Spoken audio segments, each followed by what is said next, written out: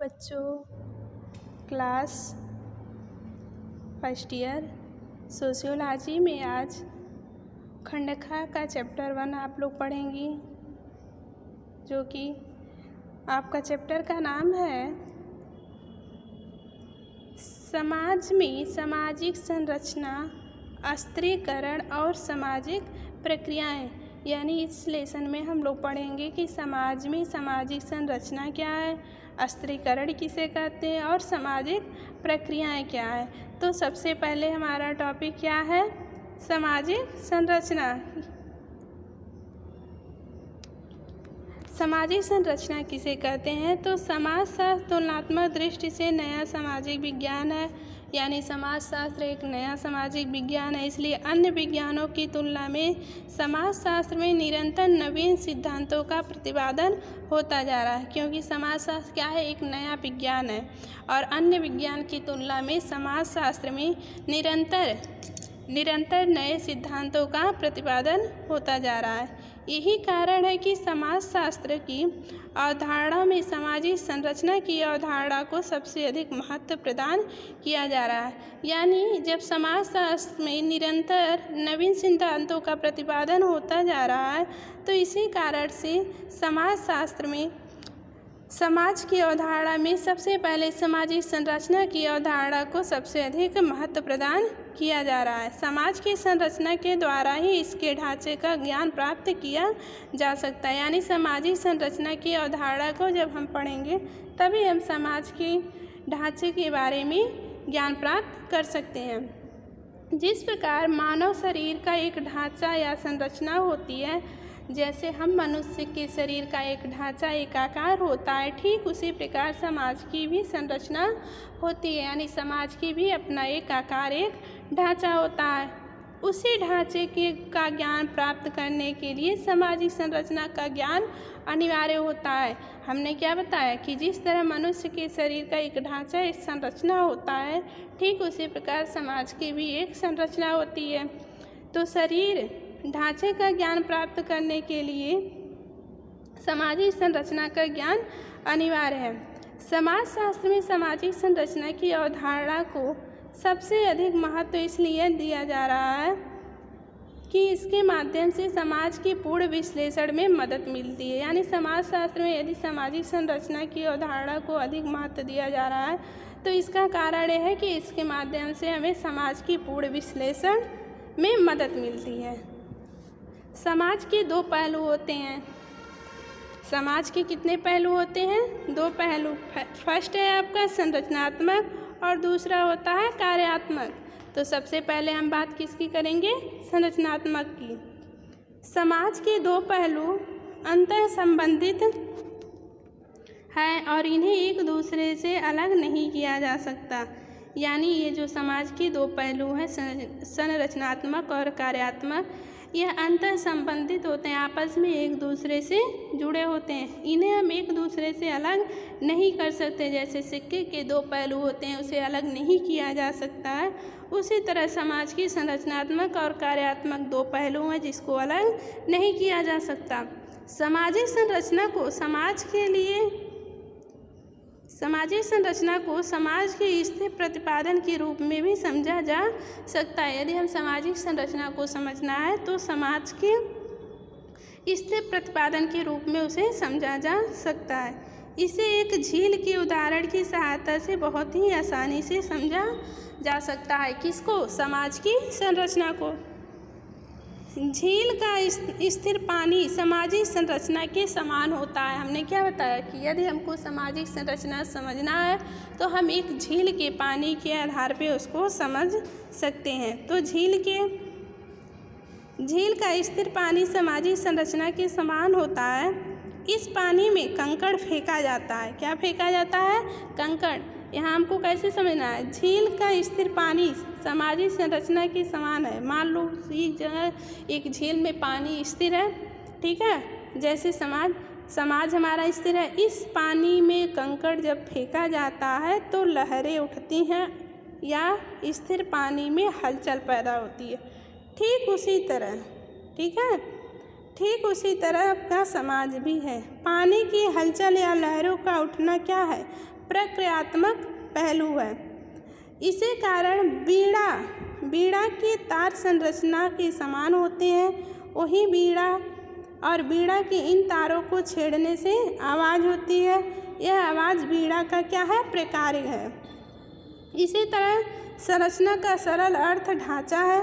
संरचना किसी भी समाज का अंग है जो तुलनात्मक दृष्टि से स्थिर और अस्थायी होता है। इसमें जो भी परिवर्तन होते हैं वे अत्यंत ही मंद गति से होते हैं, यानी तीव्र गति से नहीं होते हैं। समाज में आप लोग देखते हैं जब भी कोई परिवर्तन होता है तो बहुत तीव्र गति से नहीं होता है, बहुत ही मंद गति से होता है तथा इसका स्वरूप दिखाई नहीं देता है। यानी जब भी समाज में कोई परिवर्तन होता है तो उसका स्वरूप हमको नहीं दिखाई देता है।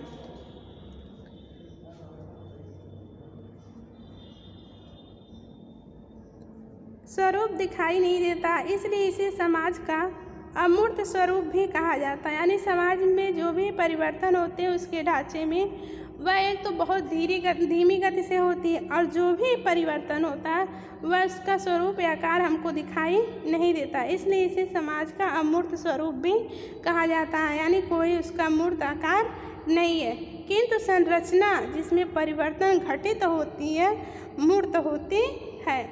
यानी अब हम बात करते हैं सामाजिक संरचना की परिभाषा। हमने ऊपर क्या सामाजिक संरचना को समझ लिए बहुत ही अच्छी तरह से। अब हम पढ़ेंगे सामाजिक संरचना की परिभाषा। कार्ल मैनहीम क्या कहते हैं कि सामाजिक संरचना अंतःक्रियात्मक सामाजिक शक्तियों का जाल है जिसमें विभिन्न प्रकार के अवलोकन और विचार पद्धतियों का जन्म हुआ है। यानी कार्ल मैनहीम कह रहे हैं कि सामाजिक संरचना वह अंतःक्रिया है जिसमें समाज की शक्ति होती है, जिसका एक जाल बना हुआ है। इसी जाल में विभिन्न प्रकार के अवलोकन और विचार पद्धतियों का जन्म हुआ है। पार्सन्स क्या कहते हैं कि सामाजिक संरचना परस्पर संबंधित संस्थाओं, एजेंसियों, सामाजिक प्रतिमानों और समूह के प्रत्येक साक्ष्य द्वारा ग्रहण किए गए पदों और कार्यों की विशिष्ट व्यवस्था को कहते हैं।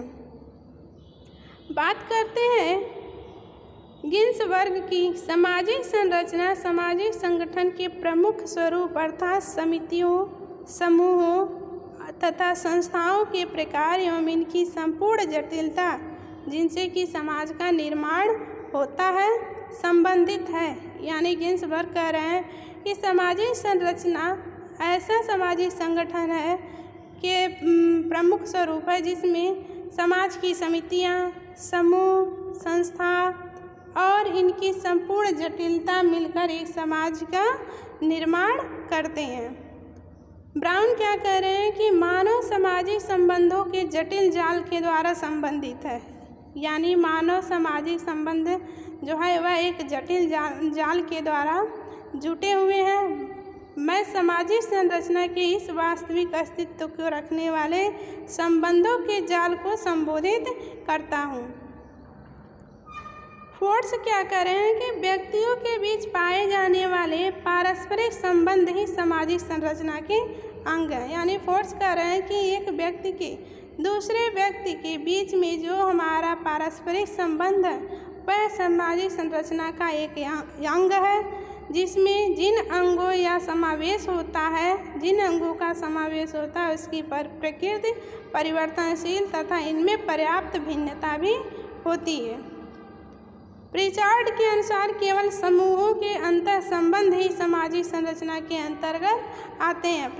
प्रिचार्ड क्या कर रहे हैं कि केवल समूह, एक समूह के दूसरे समूह के अंतर संबंध ही सामाजिक संरचना के अंतर्गत आते हैं। यानी एक समूह दूसरे समूह के बीच में जो भी अंतर क्रियाएँ या जो भी अंतर संबंध होते हैं वह आपका सामाजिक संरचना के अंतर्गत आते हैं। जॉनसन क्या कह रहे हैं कि किसी भी वस्तु की संरचना उसके अंगों में पाए जाने वाले अपेक्षाकृत अस्थायी या अंतर संबंधों को कहते हैं।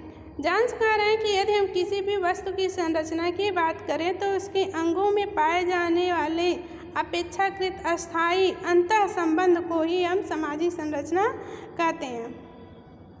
अब हम पढ़ेंगे सामाजिक संरचना की विशेषताएं। सामाजिक संरचना के पीछे दो परिभाषाएं दी गई हैं। उन परिभाषाओं के आधार पे, जो भी परिभाषा ऊपर दी गई है, उन्हीं परिभाषाओं के आधार पे हम देखेंगे कि सामाजिक संरचना की प्रमुख विशेषताओं को निम्न भागों में विभाजित किया गया है। सामाजिक संरचना का निर्माण सामाजिक प्रक्रियाओं से होता है, यानी प्रक्रिया द्वारा समाज में पाई जाने वाली संपूर्ण सामाजिक प्रक्रियाओं को सुविधा की दृष्टि से दो भागों में विभाजित किया गया है। नंबर 1 है आपका सहयोगी सामाजिक प्रक्रिया, दूसरा है असहयोगी सामाजिक प्रक्रिया। तो बात करते हैं सहयोगी सामाजिक प्रक्रिया की। तो ये समाज की वे प्रक्रियाएं हैं जो सहयोगात्मक संबंधों की स्थापना समाज में करती हैं। इनके अंतर्गत प्रमुख रूप से निम्न प्रक्रियाएं होती हैं। ठीक है, यानी यदि हम बात करें सहयोगी सामाजिक प्रक्रिया की, तो वे समाज की वे प्रक्रिया है जो सहयोग संबंधों की स्थापना, यानी एक दूसरे के सहयोग के द्वारा स्थापना समाज में करती हैं, और इनके अंतर्गत निम्न प्रक्रियाएं आती हैं, जैसे सहयोग, आत्मसात, व्यवस्थापन और अनुकूलन। अब हम बात करेंगे सेकंड का असहयोगी सामाजिक प्रक्रियाएं। तो असहयोगी सामाजिक प्रक्रियाएं में वे समाज की प्रक्रियाएं हैं जो सामाजिक प्राणियों के बीच असहयोगात्मक संबंधों को विकसित करती हैं। ठीक है, यानी इसमें कोई भी प्राणी एक दूसरे के भी सहयोग नहीं करता। ऊपर हमने क्या पढ़ा कि समाज सहयोगी प्रक्रियाएं, यानी सहयोगी सामाजिक प्रक्रिया की बात हम ऊपर पढ़े हैं फर्स्ट में। और सेकंड में क्या है कि असहयोगी सामाजिक प्रक्रियाएं वे समाज की प्रक्रियाएं जिसमें सामाजिक प्राणी, कोई भी प्राणी, ठीक है, किसी भी प्राणी के बीच दूसरे प्राणियों को लेकर के कोई भी सहयोग की भावना नहीं होती है, उनमें असहयोगात्मक संबंध को विकसित होती है, जैसे प्रतिस्पर्धा, संघर्ष, प्रतिकूलता। ठीक है, तो ये है आपका सामाजिक संरचना के निर्माण के सामाजिक प्रक्रियाओं से होती है। पहला था आपका सहयोगी सामाजिक प्रक्रिया, दूसरा था असहयोगी सामाजिक प्रक्रिया। बात करते हैं दूसरे पॉइंट की। तो सामाजिक संरचना में सामाजिक प्रक्रियाओं से संबंधित व्यक्तियों या कर्ताओं की अंतःक्रियाएं सम्मिलित रहती हैं। तीसरा पॉइंट है आपका सामाजिक संरचना जो है समाज की अत्यंत ही विस्तृत और जटिल व्यवस्था का नाम है। इस व्यवस्था में नए व्यक्ति या नए सदस्य सम्मिलित होते हैं और पुराने व्यक्ति इस संरचना से बाहर हो जाते हैं। यानी सामाजिक संरचना जो है समाज के अत्यंत ही विस्तृत और जटिल व्यवस्था का नाम है। इस व्यवस्था में नए व्यक्ति आते हैं और पुराने व्यक्ति बाहर निकल जाते हैं, यानी संरचना से बाहर होते हैं। सामाजिक संरचना का निर्माण सदस्यों के उत्तरदायित्व की भावना से होता है। किससे होता है? उत्तरदायित्व की भावना से होता है, जबकि समाज की संरचना का निर्माण अनेक सदस्यों के अधिकार और कर्तव्य की व्यवस्था से होता है। अगला पॉइंट है आपका सामाजिक संरचना में स्त्रीकरण का भी महत्वपूर्ण स्थान होता है। किसका स्थान होता है? स्त्रीकरण का। स्त्रीकरण का आधार व्यक्ति के विशिष्ट भूमिकाओं से होता है। भूमिकाओं का कार्यों के आधार पर ही सामाजिक स्तर का निर्धारण होता है। बात करते हैं हम अगले पॉइंट की। तो स्त्रीकरण का स्वाभाविक परिणाम यह होता है कि समाज में श्रम विभाजन की एक व्यवस्था का विकास होता है। अगला पॉइंट है आपका सामाजिक संरचना का निर्माण इकाइयों के द्वारा होता है, यानी कई इकाई मिलकर एक समाज के निर्माण करती हैं, यानी सामाजिक संरचना का निर्माण इकाइयों द्वारा होता है। इन विभिन्न इकाइयों के बीच पारस्परिक अंतः संबंधों की एक व्यवस्था पाई जाती है, यानी कई इकाई मिलकर एक समाज का निर्माण करती हैं, लेकिन इन इकाइयों में जितनी भी इकाई हैं उनमें पारस्परिक अंतः संबंध की एक व्यवस्था पाई जाती है। अगला पॉइंट है सामाजिक संरचना में समाज के बाहरी स्वरूप का भी आभास मात्र होता है, इसलिए ऐसा कहा जाता है कि सामाजिक संरचना एक अमूर्त अवधारणा है। तो हाँ, आपका एक क्वेश्चन ये भी आता है क्वेश्चन एग्जाम में कि समाज क्या है। तो आप लोग यहाँ देखिए पूरा स्पष्ट बताया गया है कि समाज एक अमूर्त है, जिसका ना ही कोई रूप है ना ही कोई आकार है। ठीक है, तो समाज की सामाजिक संरचना एक अमूर्त अवधारणा है, इसलिए समाज अमूर्त है।